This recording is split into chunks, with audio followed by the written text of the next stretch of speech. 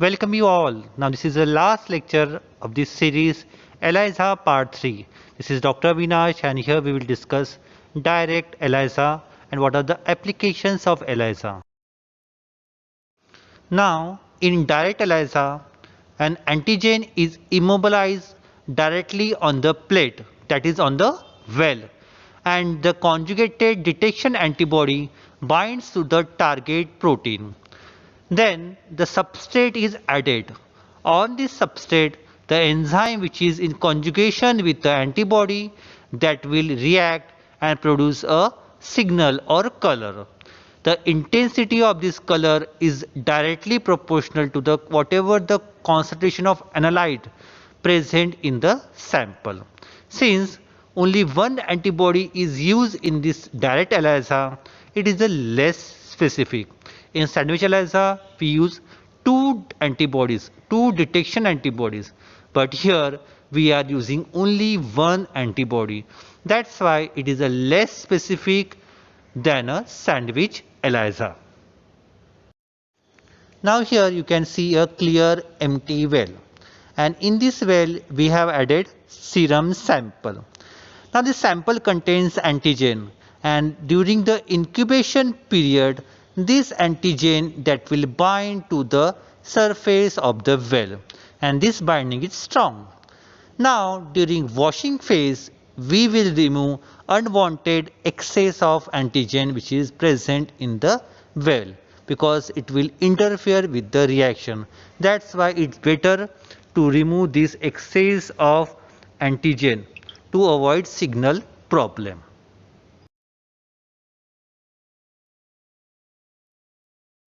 Now here you can see that the antigen they are settled down, and here there are the excess of antigen. So here we can remove with the help of washer. Now after washing you can see that only a settled antigens are there and unwanted things are removed. Now here you can see, for our understanding purpose, we are using single antigen in the well, and in which we are going to add conjugated antibody. So here we have added this conjugated antibodies, and this conjugated antibody, that is the antibody which is linked with the horseradish peroxidase or alkaline phosphatase. Now here you can see that the antigen antibody complex is there, and the conjugated antibody which contains our enzyme, and here we have excess of conjugated antibodies. We are not interested in this excess of antibodies, so that we have to wash it. So wash it with a washer. Now after washing we are going to add substrate, that is a tetramethylbenzidine.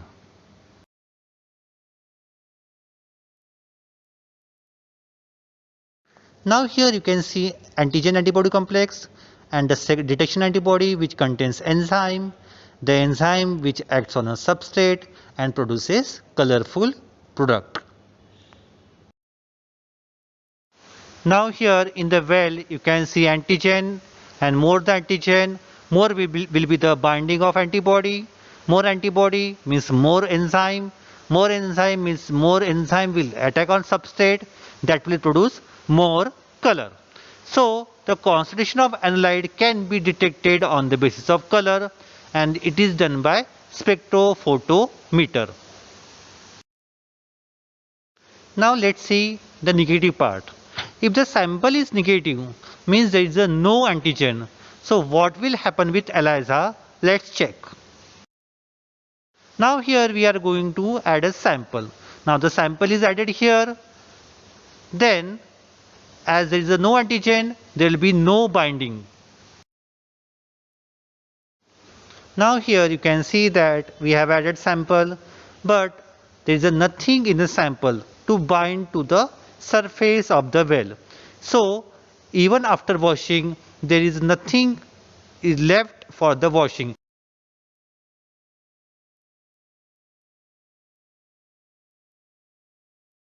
Now here we are going to add conjugated antibody which is linked with a horseradish peroxidase enzyme. Now here you can see that we have added detection antibody. This antibody, it will not bind to any antigen because there is nothing inside the well. So this our detection antibody, it will be our accessed antibody. So here we are going to wash it with a washer.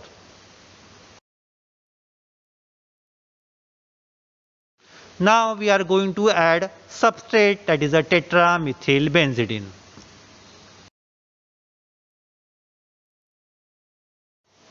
Now here you can see that we have added secondary antibody, that is a detection antibody, but there is no antigen antibody complex, so there is no detection enzyme. The enzyme which is required for the conversion of substrate to product is not there, so there will be no product formation. Now here you can see that two samples we have applied. In first sample there is a positive patient sample, and here it means that patient is positive for the particular disease. But in second sample there is no antigen, so the sample is negative. Because there is no antigen, no activity, there will be no color. Now here you can see our plate on which we are going to add sample. Now we have applied sample in this plate. Now here you can see that this ELISA plate, at the end of ELISA activity, it shows some color. Color, it means the patient is positive for the disease, and colorless thing, it means that patient is negative for the particular disease. So this test, it is commonly done for the HIV patient detection, and here you can easily perform this procedure. This is all about direct ELISA. So this is all about direct, indirect and sandwich ELISA, which are commonly used for detection of antigens, various antibodies, tumor markers, various biomolecules. So any question if you have, you can comment me in a comment box.